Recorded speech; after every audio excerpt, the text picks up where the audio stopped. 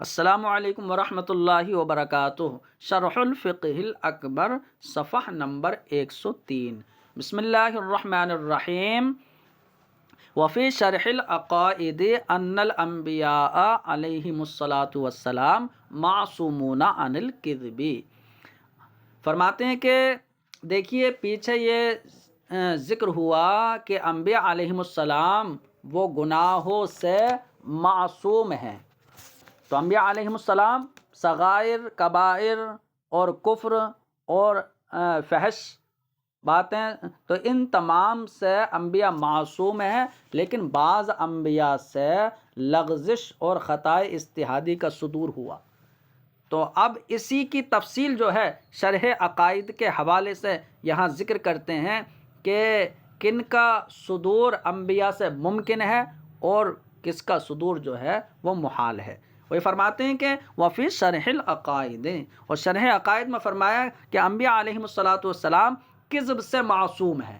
تو جھوٹ سے تو معصوم ہے، خصوصاً فیما یتعلق بامر الشرائع و تبلیغ الاحکام، خاص کر ان امور میں کہ جن کا تعلق شریعت اور احکام کی تبلیغ سے ہوتا ہے اور امت کی رہنمائی سے ہوتا ہے، تو ان میں تو جھوٹ بول ہی نہیں سکتے، ورنہ تو نبی کا جھوٹ بولنا یہ لازم آئے گا کہ جن کی طرف سے یہ آئے ہیں وہ بھی جھوٹا ہو۔ تو اس لیے ان معاملات میں تو جھوٹ سے جو ہے خاص کر معصوم ہے۔ فرماتے ہیں اما عمدن بالاجماع، رہا جان بوجھ کر تو یہ تو بالاتفاق ہے، تمام فقہا متکلمین کا اجماع اس بات پر ہے کہ عمدن انبیاء سے کذب صادر ہو ہی نہیں سکتا۔ واما سہون فعند الاکثرین، اور فرماتے ہیں کہ رہا سہون جھوٹ صادر ہو سکتا ہے نہیں، تو اکثر کے نزدیک سہون بھی صادر نہیں ہو سکتا، بعض نے کہا کہ ہو سکتا ہے۔ فرماتے ہیں وفی عصمتہم عن سائر الذنوب تفصیل، تو یہ تو جھوٹ کی بات ہو گئی، اور جھوٹ کے علاوہ باقی سارے گناہوں کے بارے میں انبیاء کے معصوم ہونے میں تفصیل ہے، اور وہ تفصیل یہ ہے کہ انبیاء علیہم السلام کفر سے بھی معصوم ہیں، اور کفر سے معصوم ہیں قبل وحی اور بعد وحی بالاجماع، تو بالاجماع کفر سے معصوم ہیں۔ وقضا ان تعمد الکبائر عند الجمہور خلافا للحشویہ، فرماتے ہیں اور یوں ہی انبیاء علیہم السلام وہ جان بوجھ کر گناہ کبائر کرنے سے معصوم ہے، یہ جمہور کے نزدیک ہے، تو جمہور کے نزدیک کفر سے معصوم ہے اور ایسے ہی عمدن کبائر سے معصوم ہے۔ حشویہ کا اختلاف ہے، وہ یہ کہتے ہیں کہ یعنی جان بوجھ کر کبائر کا صدور ہو سکتا ہے۔ وَأَمَّا سَهْوًا فَجَوَّزَهُ الْأَكْثَرُونَ، تو فرماتے ہیں رہا سہون کبائر ہو سکتا ہے، کبیرہ گناہ کا صدور ہو سکتا ہے نہیں، تو اس کو اکثر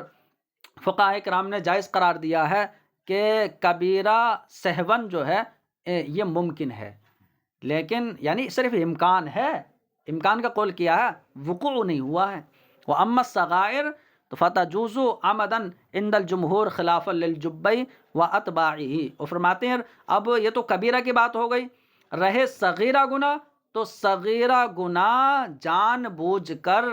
یہ انبیاء سے یہ ممکن ہے، ان کا صدور جو ہے وہ ممکن ہے جمہور کے نزدیک، تو جمہور کے نزدیک صدور صغائر کا امکان ہے۔ خلافا للجبی واتباعہ، امام جبئی اور ان کے پیروکاروں کا اختلاف ہے، یہ کہتے ہیں کہ عمدن صغائر کا صدور نہیں ہو سکتا۔ وتجوز سہون بالاتفاق، لیکن سہون میں یہ کہتے ہیں کہ ہاں سہون ہو سکتا ہے، تو سہون بالاتفاق جو ہے ہو سکتا ہے صغائر کا صدور، تو وہ یعنی جمہور بھی کہتے ہیں اور جبئی ان کے پیروکار تمام، تو بالاتفاق سہون یہ صدور صغائر ممکن ہے۔ الا ما یدل، لیکن سہون گناہ صغیرہ ہو تو سکتا ہے انبیاء علیہم السلام سے، لیکن وہ گناہ صغیرہ جو خست اور ذلت پر دلالت کرتا ہے، تو جیسے کہ لقمہ جو ہے چرا لینا، اور تو یعنی لقمے کا چرا لینا مطلب کسی چھوٹی چیز کا چرا لینا، یہ خست پر دلالت کرتا ہے۔ ایسے ہی کسی دانے کا جو ہے وہ کم تولنا، اس میں جو ہے کسی دانے کو غلے کے تول میں ناپ تول میں جو ہے کمی کرنا، تو یہ خست پر دلالت کرتے ہیں، تو یہ گناہ صغیرہ سہون بھی صادر نہیں ہو سکتے۔ فرماتے ہیں لیکن المحققین اشترطوا ان ينبهوا علیہ فینتہوا عنہ، لیکن محققین نے یہ شرط لگائی ہے کہ دیکھو گناہ صغیرہ سہون ہو تو سکتا ہے، لیکن جو خست پر دلالت کرتا ہے وہ ہو ہی نہیں سکتا۔ اس کے علاوہ وہ سہون ہو تو سکتے ہیں، لیکن فوراً اس گناہ پر انہیں متنبہ کر دیا جاتا ہے اللہ کی طرف سے، تو فوراً جو ہے باز آ جاتے ہیں، ایسے نہیں کہ ان کی طرف سے بار بار ہوتا رہے۔ تو محققین نے شرط لگائی ہے کہ ان ينبهوا علیہ، کہ اس گناہ پر ان کو متنبہ کر دیا جاتا ہے تو وہ اس سے فوراً رک جاتے ہیں۔ ھذا کلہ بعد الوحی، یہ تمام گفتگو جو ہے وحی کے بعد کی ہے، کہ یعنی کبائر و صغائر میں جو گفتگو ہے نا، کہ جان بوجھ کر کبائر و جمہور کے نزدیک جو ہے جائز ہے، اور سہون وہ اکثر کے نزدیک جائز ہے، اور صغیرہ عمدن یہ جمہور کے نزدیک جائز ہے، اور گناہ صغیرہ سہون یہ بالاتفاق جائز ہے۔ تو یہ تمام گفتگو وحی کے بعد ہے صغیرہ میں اور کبیرہ میں۔ فرماتے ہیں کہ وَأَمَّا قَبْلَهُ، رہا وحی سے پہلے تو فلا دلیل علی امتناع صدور الکبیرۃ خلافا للمعتزلہ، تو پھر کبیرہ گناہ کے صدور کے محال ہونے پر کوئی دلیل نہیں ہے کہ قبل وحی کبیرہ گناہ کا صدور جو ہے وہ ممکن ہے، تو اس کے محال ہونے پر کوئی دلیل نہیں ہے۔ لیکن معتزلہ کا اختلاف ہے، معتزلہ کہتے ہیں کہ وحی سے پہلے بھی وہ کبیرہ گناہ صادر نہیں ہو سکتا۔ ٹھیک ہے، فرماتے ہیں وَمَنَعَ الشِّيَعَةُ صُدُورَ الصَّغِيرَةِ وَالْكَبِيرَةِ قَبْلَ الْوَحْيِ وَبَعْدَهُ، کہ شیعہ نے تو صغیرہ اور کبیرہ تمام گناہوں کے صدور کو ممنوع قرار دیا ہے، قبل وحی اور بعد وحی بھی۔ انہوں نے کہا کہ دیکھو صغیرہ کبیرہ گناہ کچھ بھی صادر نہیں ہو سکتا نبی سے، لیکنہم جوزوا، لیکن ان کا یہ تو دیکھیے، انہوں نے یہ کہا کہ لیکن اپنے جان کے خوف میں اور اپنے آپ کو بچاتے ہوئے نبی کفر کر سکتے ہیں، تو تقیتاً کفر کے ظاہر کو کفر ظاہر کرنے کو انہوں نے جائز قرار دیا ہے، لیکن کہہ رہے ہیں کہ صغیرہ کبیرہ جو ہے کچھ گناہ نہیں ہو سکتا۔ لیکنہم جوزوا اظہار الکفر تقیتاً، لیکن ڈرنے کے طور پر کفر کو ظاہر کرنا انہوں نے جائز قرار دیا ہے کہ یہ نبی ایسا کر سکتے ہیں۔ فرماتے ہیں فما نقل عن الانبیاء علیہم الصلاۃ والسلام مما یشعر بکذب وبمعصیۃ بطرق ثابتۃ فمصروف عن ظاہرہ ان امکن والا فمحمول علی ترک الاولی او کونہ قبل البعثۃ۔ تو اس کا یعنی خلاصہ یہ سمجھ میں آ گیا کہ دیکھیے انبیاء علیہم السلام سے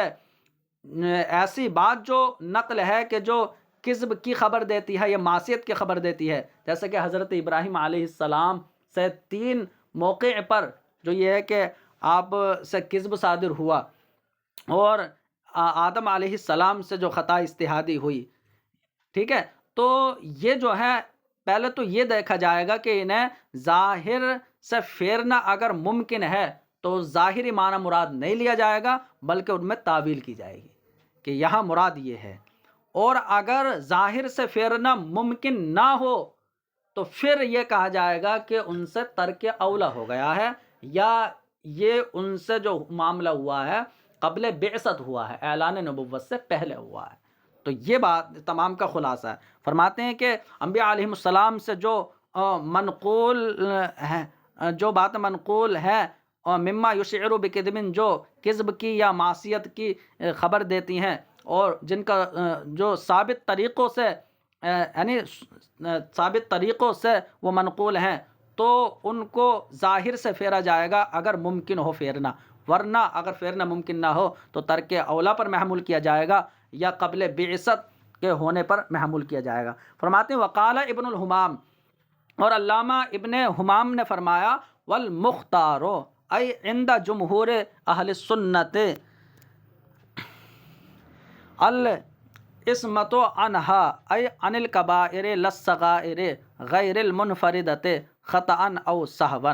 تو علامہ ابن حمام نے فرمایا کہ مختار یعنی کہ جمہور اہل سنت کے نزدیک مختار یہی ہے۔ اب مختار کیا ہے؟ یہ بات تو یہ ہے کبیرہ گناہ وہ جان بوجھ کر جائز ہے، جمہور کے نزدیک صرف حاشیہ کا اختلاف ہے، اور سہون تو جو ہے بالاتفاق جائز ہے۔ تو لیکن مختار کیا ہے؟ تو اہل سنت یعنی جمہور اہل سنت کے نزدیک مختار یہ ہے العصمت عنہا، کہ انبیاء علیہ السلام کبائر سے تو معصوم ہے، کہ کبیرہ گناہ جو ہے وہ نبی سے نہیں ہوتا، للصغائر غیر المنفردہ، لیکن صغائر سے جو ہے وہ معصوم نہیں ہے کہ جو غیر منفرد طور پر ہوں، یعنی تمام صغائر سے جو ہے وہ معصوم نہیں ہے کہ خطاً یا سہون جو ہے کوئی بھی گناہ صغیرہ ہو سکتا ہے، ٹھیک ہے۔ ومن اہل السنت من منع السہو علیہ، تو فرماتے ہیں کہ اہل سنت میں سے کچھ حضرات وہ بھی ہیں کہ جنہوں نے یعنی سہو کو نبی پر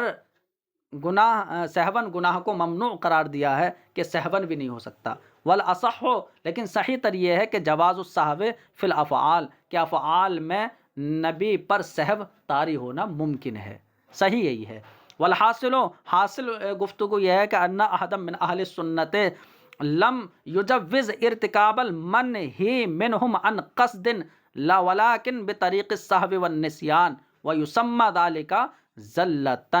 فرماتے ہیں کہ اہل سنت میں سے کسی نے بھی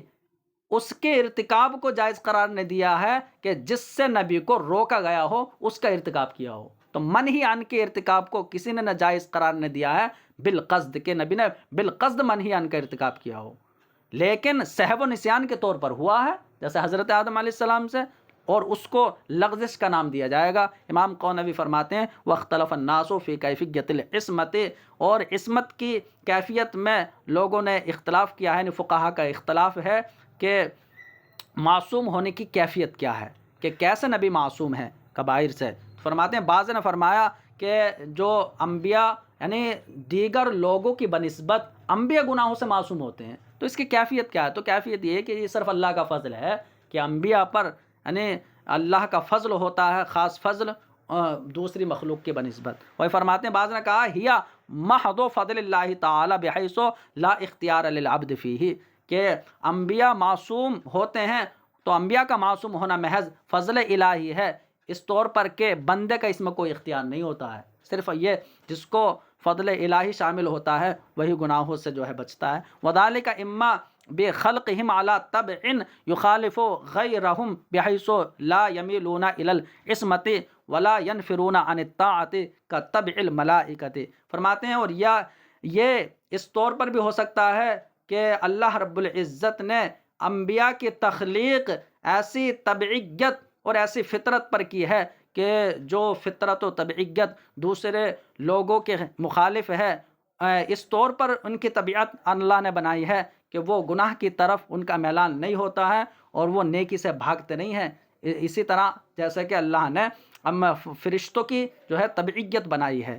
وَإِمَّا بِصَرْفِ ہِمَّتِهِمْ عَنِ السَّيِّئَاتِ وَجَذْبِهِمْ إِلَى الطَّاعَاتِ جَبْرًا مِّنَ اللَّهِ تَعَالَى، فرماتے ہیں یا تو یعنی انبیاء معصوم اس لیے ہوتے ہیں کہ انبیاء کی فطرت ہی اللہ نے ایسی بنائی ہے، یا اس لیے کہ انبیاء علیہم السلام کی انبیاء علیہم السلام کی جو ہمت ہے وہ اللہ رب العزت نے گناہوں سے پھیر دی ہے۔ ہمت کا مطلب یعنی وہی انبیاء علیہم السلام کی جو طبعیت ہے، جو ان کی فطرت ہے، تو یا اللہ رب العزت نے ان کی طبعیت و فطرت کو گناہوں سے پھیر دیا ہے، اور ان کو اللہ رب العزت نے نیکیوں کی طرف جو ہے گامزن کر دیا ہے، یعنی یہ اللہ کی طرف سے جبر کے طور پر ہے۔ مطلب اوپر والا تو یہ ہے کہ اللہ نے فطرت ہی ایسی بنائی ہے کہ وہ نیکی سے کبھی بھاگتے نہیں ہیں، لیکن دوسرا والا یہ ہے کہ اللہ نے گناہوں سے تو ان کی طبیعت کو پھیر دیا ہے، لیکن نیکیوں کی طرف اللہ نے مجبوراً ان کی جو ہے طبیعت کو ڈال دیا ہے۔ تو یہ قول اس میں صرف یہ ہے کہ جبری طور پر اللہ نے ان کو نیکیوں میں لگا دیا، وَجَذْبِهِمْ إِلَى الطَّاعَاتِ، اور ان کو نیکیوں کی طرف لگا دینے کی وجہ سے ہے جو اللہ کی طرف سے جبر کے طور پر ہے۔ بعد ان اودع فی طبائعہم ما فی طبائع البشر، فرماتے ہیں بعد اس کے کہ اللہ ان کی طبعیتوں میں بھی وہ تمام چیزیں رکھی گئی تھیں کہ جو عام انسانوں کی طبیعت میں رکھی گئی ہیں، کہ اللہ رب العزت نے تمام وہ یعنی خیالات اور شہوانی فکرات اللہ رب العزت نے ان کی طبیعتوں میں رکھی ہیں نبیوں کی، لیکن اس کے بعد جو ہے اللہ رب العزت نے گناہوں سے ان کی طبعیت کو پھیر دیا ہے اور نیکیوں کی طرف لگا دیا ہے، تو یہ جبر کے طور پر ہے۔ وقال بعضهم، اور بعض حضرات نے فرمایا العصمت فضل من اللہ واللطف منہ، کہ انبیاء کا معصوم ہونا، یہ گناہوں سے معصوم ہونے کا معاملہ، یہ اللہ کی طرف سے فضل کے طور پر ہے اور اس کی طرف سے یہ لطف و مہربانی کا معاملہ ہے۔ ولیکن علی وجہ، لیکن یہاں یہ مت کہو کہ اللہ نے مجبور کر دیا ہے نیکیوں کی طرف، انہوں نے یہ کہا ہے، لیکن یہ اس طریقے پر ہے کہ بندوں کا اختیار باقی رہتا ہے معصوم ہونے کے بعد، تو اللہ کی طرف سے جو عصمت کا تحفہ ہے اس کے بعد ان کا اختیار باقی رہتا ہے کہ وہ طاعت پر اقدام کر سکتے ہیں اور گناہوں سے وہ رک سکتے ہیں، تو گناہوں سے رکنے اور نیکی کا اقدام کرنے میں ان کا اختیار باقی رہتا ہے، ایسے نہیں کہ نیکیوں کی طرف اللہ نے انہیں مجبوراً ڈال دیا ہو۔ تو یہ انہوں نے کہا وَإِلَيْهِ، اور یہ بات جو دوسری بعض حضرات کی ہے، اسی کی طرح میلان شیخ ابو منصور ماتریدی علیہ الرحمہ کا ہے، کیونکہ انہوں نے یہ بات کہی ہے کہ العصمت لا تزیل المحنۃ ای الابتلاء والامتحان، انہوں نے فرمایا کہ دیکھو عصمت جو ہے، معصوم ہونا، تو اللہ کی طرف سے جو عصمت کا مقام ملا ہے تو اس کی وجہ سے ایسا نہیں کہ آزمائش اور امتحان جو بندے کے لیے ہے تو وہ ختم ہو جائے، کیونکہ آزمائش اور امتحان وہیں پر ہوتی ہے جہاں بندے کا اختیار رہتا ہے۔ اور اگر تم نے یہ کہا کہ انبیاء کا معصوم ہونا اس طور پر ہوتا ہے کہ انہیں یعنی نیکیوں کی طرف مجبوراً ڈال دیا جاتا ہے، گناہوں سے پھیر دیا جاتا ہے، تو پھر ان کے لیے آزمائش اور امتحان کا رہے گا، حالانکہ آزمائش و امتحان کے لیے تو اختیار ضروری ہے، کیونکہ ان کا اختیار ختم تو آزمائش و امتحان ختم۔ وہ فرماتے ہیں کہ ابو منصور ماتریدی علیہ الرحمہ نے یہ بات فرمائی ہے کہ العصمت لا تزیل المحنۃ، کہ معصوم ہونا یہ محنت یعنی کہ انسان سے محنت کو دور نہیں کرتا ہے۔ محنت کا مطلب یعنی کہ آزمائش اور یعنی امتحان کو جو ہے یہ دور نہیں کرتا ہے۔ تو فرماتے ہیں کہ یعنی اس کا مطلب یہ ہے کہ لا تجبرہ علی الطاعۃ، کہ معصوم ہونا یہ بندے کو مجبور نہیں کرتا ہے نیکی پر، اور اس کو جو ہے گناہ کرنے سے اس کو آڑے نہیں آتا ہے، روکتا نہیں ہے۔ تو یعنی نہ تو نیکی پر وہ مجبور کرتا ہے اور نہ گناہ سے عاجز کرتا ہے کہ بندے کا کوئی اختیار نہ رہے کہ وہ گناہ نہ کر سکے، تو ایسے نہیں ہے، بل ہی لطف من اللہ تعالی، بلکہ بندے کے اختیار میں ہے، چاہے وہ معصیت کرے یا طاعت کرے لیکن پھر بھی جو ہے وہ گناہوں سے معصوم رہے۔ تو فرماتے ہیں بلکہ وہ اللہ کی طرف سے فضل اور لطف ہوتا ہے کہ یحملہ علی فعل الخیر، کہ جو اللہ کی طرف سے لطف و مہربانی ہے وہ اس کو ابھارتی ہے یعنی اچھے کام پر، اور اس کو روکے رکھتی ہے برائی سے، مع بقائل اختیار، ساتھ ساتھ اختیار بھی باقی رہتا ہے، کیونکہ اگر اختیار نہ ہوگا نا تو پھر بندے کا مکلف بنانا اور آزمائش و امتحان جو اس کے لیے ہوگا تو اس کا ثبوت نہیں ہو پائے گا۔ وہ فرماتے ہیں ساتھ ساتھ اختیار عبد باقی رہتا ہے، کیونکہ ابتلا اور جو امتحان ہے اس کے ثابت کرنے کے طور پر، ورنہ تو جو ہے اختیار نہ رہے گا نا تو بندے کی آزمائش نہیں رہے گی۔ وہ محمد علیہ الصلاۃ والسلام، تو فرماتے ہیں اور محمد صلی اللہ تعالی علیہ وسلم اللہ کے نبی اور اس کے بندے اور رسول ہیں۔ تو اس کے بارے میں فرماتے ہیں اے محمد بن عبداللہ، کہ حضور کا نسب یہ ہے کہ محمد بن عبداللہ بن عبد المطلب بن ہاشم بن عبد مناف بن قصی بن کلاب بن مرہ ابن کعب بن لوی بن غالب بن فہر بن مالک بن نضر ابن کنانہ ابن خزیمہ ابن مدرک بن الیاس بن مضر بن نزار ابن معاد بن عدنان۔ تو فرماتے ہیں عدنان تک ھذا القدر من نسبہ، اس قدر حضور کا نسب جو ہے یہ ایسا ہے کہ لم یختلف فیہ احد من العلماء الاعلام، کہ اس میں علماء اعظام کی طرف سے کسی کا اختلاف نہیں ہے، تمام نے کہا کہ یہاں تک تو ثبوت نسب ہے کیونکہ حضور سے ثابت ہے۔ وقد روی من اخبار الاحاد عنہ علیہ الصلاۃ والسلام انہ نسب نفسہ کذالک الی نزار ابن معد ابن عدنان، وہ فرماتے ہیں کہ بہت سی خبر واحد سے یہ بات مروی ہے کہ حضور نے خود اپنا نسب اسی طرح بیان کیا تھا، یعنی نزار ابن معد ابن عدنان تک، تو حضور نے خود بیان کیا ہے۔ تو فرماتے ہیں کہ حضور یعنی محمد صلی اللہ علیہ وسلم نبی جو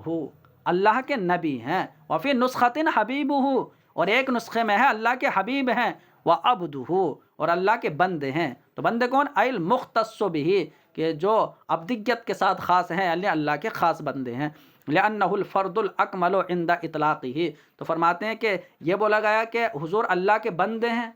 تو جب عبد مطلق بولا جائے تو مطلق سے فرد کامل مراد ہوتا ہے، تو اس کا مطلب عبد کامل تو حضور ہی ہیں۔ لأنہ، اس لیے کہ حضور ہی فرد اکمل ہوں گے عند اطلاقہ، یعنی عبد کے مطلق ہونے کے وقت، کہ یہاں حضور عبد مطلق ہیں، یعنی کہ عبد کا فرد کامل ہیں۔ ورسولہ، اور حضور اللہ کے رسول ہیں، تو رسول ہیں۔ وناسخ ادیان من قبلہ، اور حضور سے پہلے جو نبی تھے ان کے مذہبوں کی تنسیخ فرمانے والے ہیں۔ تو حضور آئے تو پچھلے تمام جو مذاہب تھے وہ منسوخ ہو گئے۔ فقد قال علیہ الصلاۃ والسلام، تو اللہ کے رسول نے فرمایا، لا تطرونی کما اطرت النصارى، تو یہ باب افعال سے ہے، اطر یطرو، تو لا تطرونی کما اطرت النصارى، تو حضور نے فرمایا کہ تم مجھے اس طرح نہ بڑھاؤ کہ جس طرح نصارہ نے حضرت عیسیٰ علیہ السلام کو جو ہے اتنا بڑھا دیا، یعنی کہ انہیں اللہ کا بیٹا ہی کہہ دیا، تم مجھے جو ہے اس طرح نہ بڑھانا۔ وقولو، اور تم اس طرح ہی کہنا کہ ہمارے نبی اللہ کے بندے اور اس کے رسول ہیں، یہ کہنا۔ تو فرماتے ہیں دیکھیے اس حدیث میں دیکھیے حضور نے فرمایا تم یہ کہو عبداللہ و رسول و عبداللہ و رسولہ، کہ اللہ کے بندے اور اس کے رسول ہیں، تو حضور نے دیکھیے لفظ عبد کو مقدم کیا رسول پر، تو یہاں پر یہ سمجھ میں آ گیا کہ حضور بندے پہلے ہیں اور رسول بعد میں ہیں، تو اس لیے جو حضور نے مقدم فرمایا۔ اور دوسری وجہ یہ بھی ہو سکتی ہے کہ حضور جو ہے وہ اس مقام عبدیت سے جو ہے اس پر جو ہے ہمیشہ فخر کرتے تھے، مقام عبدیت پر جو ہے حضور فخر کرتے تھے، تو اس وجہ سے جو ہے حضور نے یہ بولا ہے۔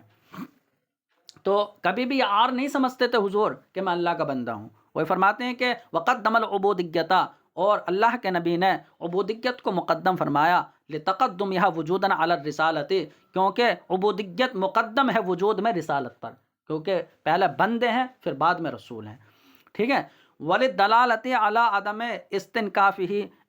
عن ذلک المقام، اور اس لیے کہ اس بات پر دلالت ہو جائے، یعنی عبودیت کو مقدم اس لیے کیا ہے کہ اس بات پر دلالت ہو جائے کہ حضور اس مقام کو جو ہے عار نہیں سمجھتے تھے، بل للاشارۃ الی انہ، بلکہ حضور نے مقدم کر کے اس بات کی طرف اشارہ کر دیا کہ حضور صلی اللہ علیہ وسلم مفتخر بذلک المرام، اس یعنی مقام پر جو ہے فخر کرتے تھے حضور۔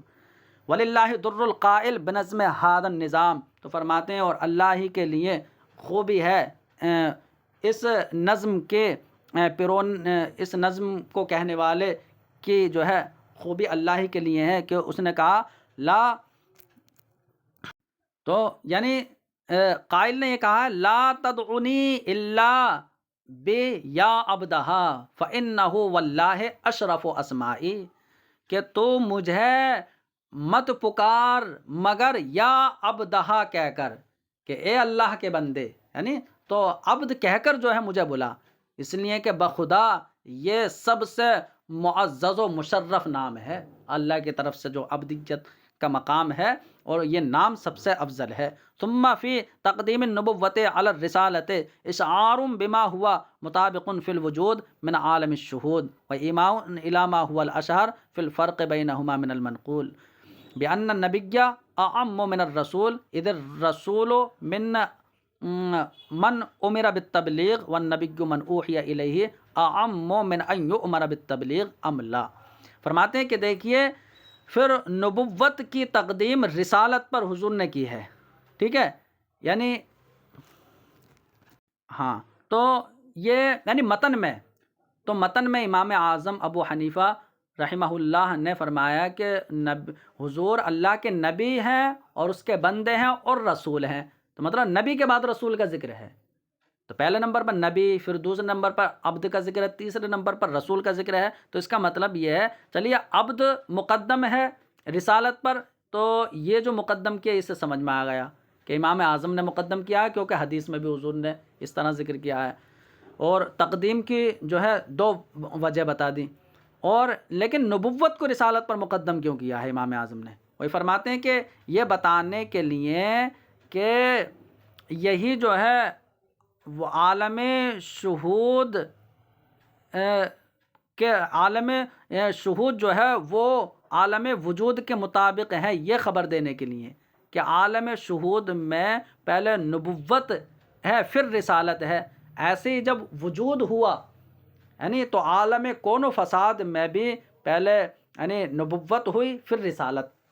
تو اور اس بات کی طرف اشارہ کرنے کے لیے کہ دیکھو نبوت اور رسالت دونوں لفظ اس لیے ذکر کیے ہیں کہ دونوں میں فرق ہے۔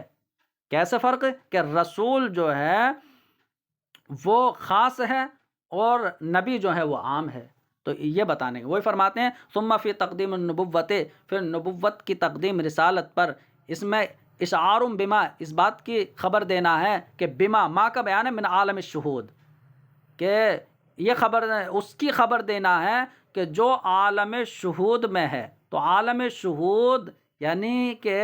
عالم شہود کون سا؟ جو وجود سے پہلے عالم ہے، تو عالم شہود یہ فی الوجود ہے یا عالم وجود کے مطابق ہے کہ عالم وجود میں بھی اسی طرح ہوا ہے جیسا عالم شہود میں ہے، ٹھیک ہے، کہ عالم شہود میں پہلے نبوت کا مقام ملا پھر رسالت کا، تو ایسے یہاں پر وَإِمَاءٌ إِلَى مَا هُوَ الْأَشْهَرُ، اور اس کی طرف اشارہ کرنا ہے کہ جو فرق جو ہے دونوں میں مشہور ہے، یعنی جو دونوں میں فرق جو ہے مشہور ہے، من المنقول بأن، یعنی کہ یہ منقول ہے کہ نبی جو ہے وہ رسول سے عام ہے، ادھر رسول کیونکہ رسول وہ ذات ہوتی ہے کہ جس کو تبلیغ احکام کا حکم دیا گیا ہو، یعنی جس پر کتاب اتاری گئی ہو، والنبی، لیکن نبی وہ ہوتے ہیں کہ جن کی طرف جو ہے وحی کی گئی ہے، اب وحی کی گئی ہے، اب یہ عام ہے کہ من ان یؤمر بالتبلیغ ام لا، یہ اس بات سے عام ہے کہ انہیں تبلیغ احکام کا حکم دیا گیا ہے یا نہیں، مطلب ان پر کتاب اتاری گئی ہے یا نہیں۔ قال القاضی عیاض، قاضی عیاض نے فرمایا کہ والصحیح الذی علیہ الجمہور، اور صحیح بات وہ ہے کہ جس پر جمہور ہیں، تو بات صحیح جو ہے وہ جمہور کی ہے کہ انا کل رسول نبی من غیر عکسن، کہ ہر رسول نبی ہے لیکن اس کا برعکس نہیں ہے کہ ہر نبی رسول ہو، تو یہ یعنی بات صحیح ہے، کیونکہ اس سے یہ سمجھ میں آ گیا کہ رسول جو ہے خاص ہے، تو ہر رسول نبی ہے، کیونکہ خاص تو عام ہو گئی لیکن ہر نبی رسول ہو ایسا نہیں ہے۔ وَهُوَ أَقْرَبُ مِن نَقْلِ غَيْرِهِ الاجماع علیہ لنقل غیر واحد الخلاف فی، تو یہ قاضی عیاض نے جو بات کہی ہے تو یعنی صحیح وہ ہے کہ جس پر جمہور ہیں، تو قاضی عیاض نے جو یہ بات کہی ہے وہ اس لیے کہ جمہور نے جو بات کہی ہے کہ رسول نبی ہو سکتا ہے لیکن نبی رسول نہیں، تو فرماتے ہیں یہ ایسی بات ہے کہ اس پر جو ہے اجماع ہے، تو اس لیے صحیح طرح ہے۔ فرماتے ہیں وَهُوَ أَقْرَبُ مِن نَقْلِ غَيْرِهِ، تو یہ بات کہ ہر رسول نبی ہے، یہ قول یہ دوسرے کے نقل کی بنسبت جو ہے یہ اس کے زیادہ قریب ہے الاجماع علیہ، کہ جس پر اجماع ہے، تو یہ اجماع کے زیادہ قریب ہے۔ کیوں؟ تو اجماع کے زیادہ قریب ہے، فرماتے ہیں لنقل غیر واحد الخلاف فیہ، تو نقل کا فاعل ہے غیر واحد اور الخلاف فیہ یہ نقل مصدر کا مفعول بھی ہے، تو فرماتے ہیں یہ بات زیادہ قریب جو ہے اس لیے ہے کیونکہ اس بات پر اجماع بھی ہے، کیونکہ یعنی بہت لوگوں نے اس میں اختلاف نقل کیا ہے۔ فقیلا، تو بعض کا کہنا یہ ہے کہ النبی کو مختصم بمن لا یؤمر، وقیلا ہما مترادفان، کہ بعض کا قول یہ ہے کہ نبی جو ہے وہ اس کے ساتھ خاص ہوتا ہے کہ جنہیں تبلیغ کا حکم جو ہے نہ دیا جائے، تو نبی انہی کے ساتھ خاص ہے، اور جنہیں تبلیغ کا حکم دیا جا رہا ہے وہ رسول ہیں، صرف نبی نہیں، تو جو ہے انہوں نے یہ بات کہی ہے۔ وقیلا، اور بعض کا کہنا ہے کہ نبی اور رسول دونوں یہ مترادف ہیں، دونوں میں ترادف کی نسبت ہے، ہر رسول نبی، ہر نبی رسول، تو اختلاف ہو گیا نا۔ واختارہ ابن الحمام، اور اس ترادف والے قول کو علامہ ابن حمام نے اختیار کیا ہے۔ والاظہر انہما متغائران، لیکن زیادہ ظاہر یہ ہے کہ نبی اور رسول دونوں میں تغایر ہے۔ کیوں؟ کیونکہ اللہ کا فرمان ہے وما ارسلنا من قبلک من رسول ولا نبی، کہ ہم نے تم سے پہلے رسول نہیں بھیجے اور نبی نہیں بھیجے۔ وما ارسلنا من قبلک من رسول ولا نبی، تو اللہ نے فرمایا کہ ہم نے تم سے پہلے رسول اور نبی نہیں بھیجے، الا اذا تمنا، یہ مگر جب انہوں نے اللہ کا کلام پڑھا تو کیا ہے، القى الشیطان فی امنیتی، تو شیطان نے ان کے پڑھنے میں جو ہے اپنی طرف سے کچھ ملا دیا۔ اب ترجمہ یہ ہوگا کہ تم سے پہلے جو بھی رسول یا نبی ہم نے بھیجے، جب انہوں نے کلام الہی پڑھا تو شیطان نے ان کے پڑھنے میں کچھ نہ کچھ ملا دیا، یعنی لوگوں کو گمراہ کرنے کے لیے۔ تو فرماتے ہیں وَلِبَعْضِ الْأَحَادِيثِ الْوَارِدَةِ فِي عَدَدِ الْأَنْبِيَاءِ وَالرُّسُلِ عَلَيْهِمُ السَّلَامُ، اور فرماتے ہیں کہ دیکھیے دونوں میں تغایر اس وجہ سے بھی ہے کہ اس آیت کریمہ میں دیکھیے رسول کا ذکر الگ، نبی کا ذکر الگ، اگر دونوں میں ترادف ہوتا تو پھر الگ الگ ذکر نہیں کیا جاتا۔ تو یعنی کیونکہ لفظوں میں تغایر یہ اس بات کو بتاتا ہے کہ دونوں کے مفہوم میں بھی تغایر ہے۔ اور دوسری دلیل یہ ہے کہ بعض وہ احادیث کے جو انبیاء اور رسول کی تعداد میں وارد ہیں تو ان میں جو ہے یہ آیا ہے، جیسے کہ وہ حدیث پاک ہے کہ نبیوں کی تعداد 1,24,000 یا 2,24,000 ہے اور رسول ان میں 313 ہیں، تو اس سے سمجھ میں آ رہا ہے کہ نبی اور رسول میں تغایر ہے۔ وَأَمَّا مَا هُوَ صلی اللہ علیہ وسلم فَخُوطِبَ بِيَا أَيُّهَا النَّبِي وَيَا أَيُّهَا الرَّسُولُ، اور فرماتے ہیں کہ رہے نبی صلی اللہ علیہ وسلم تو حضور تو دونوں ہی ہیں، نبی بھی ہیں اور رسول بھی ہے۔ حضور کو تو خطاب یا ایھا النبی سے بھی کیا گیا ہے یا ایھا الرسول سے بھی کیا گیا ہے، لکونہ موصوفا بجمیع اوصاف المرسلین، کیونکہ حضور صلی اللہ علیہ وسلم کا تو یہ عالم ہے کہ حضور تمام رسولوں کے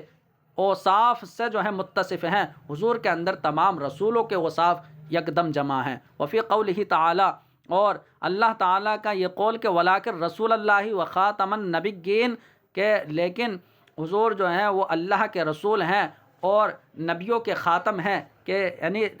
سب سے آخری نبی ہیں، اور حضور کی نبوت نے جو ہے مہر لگا دی ہے، تو حضور خاتم النبیین ہیں۔ تو اس قول میں جو ہے ایماء الی ما ورد فی بعض الاحادیث الاسراء، یہ اس کی طرف اشارہ ہے کہ جو بعض احادیث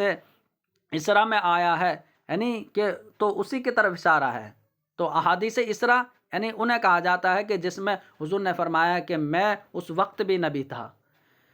یا اللہ نے مجھے سب سے پہلا نبی بنایا۔ وہی فرماتے ہیں کہ یہ بعض احادیث اسراء میں جو آیا نا کہ حضور نے فرمایا کہ اللہ یہ کلام الہی ہے، یعنی حدیث قدسی میں اللہ نے فرمایا جعلتک اول نبیین خلقا و آخرہم بعثا، کہ میں نے تم کو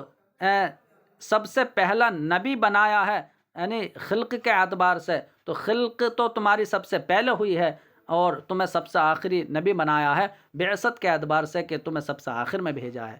تو ان حدیثوں میں جو آیا ہے تو ان میں اس بات کی طرف اشارہ ہے کہ حضور جو ہے اللہ کے رسول ہے، اور سب سے آخری نبی کا مطلب خاتم النبیین ہے۔ تو وہی فرمایا کہ اس کلام الہی میں اس کی طرف اشارہ ہے جو اس حدیث قدسی میں ہے کہ حضور خاتم النبیین ہے، تو اس کا مطلب سب سے آخری نبی ہیں، جیسا کہ اس کو بزار نے روایت کیا ہے حضرت ابو ہریرہ رضی اللہ عنہ کے حدیث کے حوالے سے۔